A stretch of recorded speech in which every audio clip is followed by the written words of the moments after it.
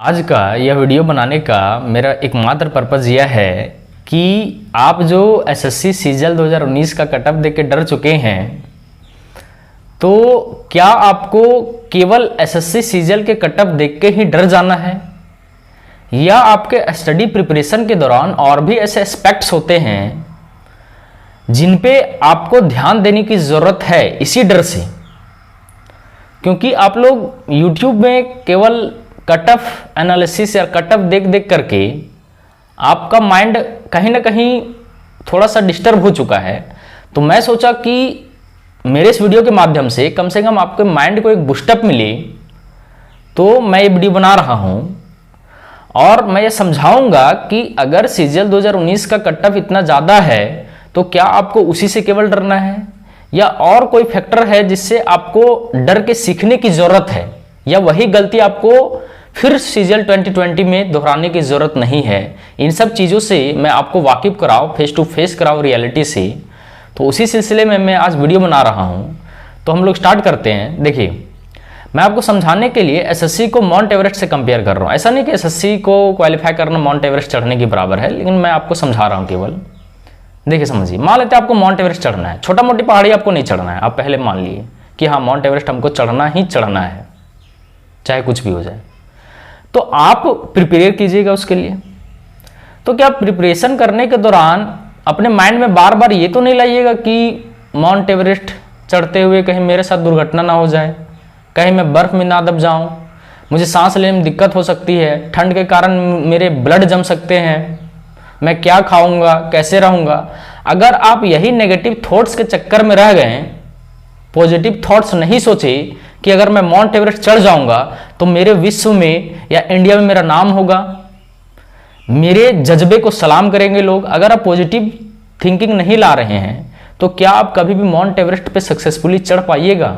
आप आंसर दीजिए, बोलिएगा नहीं। आप मेरे लॉजिक समझिए, मैं समझाना जो चाह रहा हूं। तो अब आप एसएससी की तरफ आइए, जो कटअप से आप डरे उसमें। देखिए समझिए, आपको कटअप देख के डरना है, डरना ही डरना है। हम भी बोल रहे हैं, सब बोल रहे हैं, तो ठीक है, डरना है। लेकिन क्या डर करके एसएससी को स्किप कर देना है हमको? तो नहीं, हमें अपनी गलतियों को सुधारने की ज़रूरत है। और अगर आप एसएससी की प्रिपरेशन कर रहे हैं, जॉब लेना चाहते हैं, और केवल एसएससी का ही प्रिपरेशन करना है, आपको एसएससी का ही जॉब लेना है, तो मेरी बातों को आप ध्यान से सुने। देखिए समझिए, व्यक्ति डर करके ही कुछ अच्छा काम करता है। व्यक्ति के बीच अगर मन में डर हट गया तो कभी सक्सेसफुल नहीं हो पाता है। आप मेरा एग्जांपल लेके देख सकते हैं। मैं जिस फैमिली से आता हूं ना, अगर मेरे पास वो डर या उसी को मैं मोटिवेशन बोलूं अगर नहीं रहता, तो आज मैं आपके सामने जो ये बात बोल रहा हूं ये नहीं बोल पाता, या आप मेरी बातों को नहीं सुनते, या आज मैं सीजीएल टॉपर नहीं बन पाता। तो कहीं ना कहीं डर ही होता है जो व्यक्ति को आगे बढ़ाने की कोशिश करता है। अब समझिए, आपको 4 चीजों से डरने की जरूरत है। वो 4 चीज मैं टॉपिक बना के रखा हूं और सिलसिलेवार क्रम से आपको उससे डरने की जरूरत है। ठीक है ना? डरने में मजा भी आएगा आपको। देखिए समझिए, आपको अगर आप ऐसा लग रहा है कि एसएससी वही एसएससी 2015-16 वाली कि जैसे तैसे पढ़ करके हम लोग निकाल दिए, या 3-4 महीना पढ़े, या सप्ताह में 2 दिन पढ़ रहे हैं, 3 दिन गेम खेल रहे हैं, या इधर उधर दिमाग भटका रहे हैं, एसएससी निकल जाएगा। अब वैसा एसएससी नहीं रहा है। आपको 100% प्रिपरेशन करना है, एसएससी को यूपीएससी की तरह ट्रीट करना है, फुल डेडिकेशन से आपको मेहनत करना है। बार बार बोलते हैं एसएससी यूपीएससी है आपके लिए, हमारे लिए। आप ये देखिए, अगर आप सपोज मान लेते हैं सीजीएल 2019 दिए, क्या आप उसमें 100% प्रिपरेशन किए थे कि नहीं किए थे? आप खुद जज कीजिए। अगर नहीं किए थे तो 100% आप करने की जरूरत है, फुल डेडिकेशन से। पहला बात, आपको इससे डरने की जरूरत है। दूसरा, अब एसएससी, अब आप प्रिपरेशन अगर मान लेते बढ़िया से कर ली, ठीक है, फुल डेडिकेशन से 1-1.5 साल मेहनत की है। अब एसएससी का एग्जाम देना है आपको, तो अब आपको एसएससी के सिस्टम से डरने की जरूरत है। क्या क्या फैक्टर हैं सिस्टम में? नॉर्मलाइजेशन, आपके साथ कहीं एब नॉर्मलाइजेशन ना हो जाए। लॉन्ग प्रोसेस से और नो वेटिंग लिस्ट से, इन सब चीज़ों से डरना है। अगर आपका इजी शिफ्ट पड़ गया, पूरा इजी शिफ्ट, चाहे प्री या मेंस में हो हो सकता है आपके नॉर्मलाइजेशन में मार्क्स ना बढ़े। अगर आपका टफ शिफ्ट पड़ गया, हो सकता है बहुत प्रिपरेशन में थे, आप प्रेशर नहीं झेल पाए, आपका पूरा एग्जाम बिगड़ जाएगा और आपका मेरिट नॉर्मलाइजेशन मार्क से ही बनता है।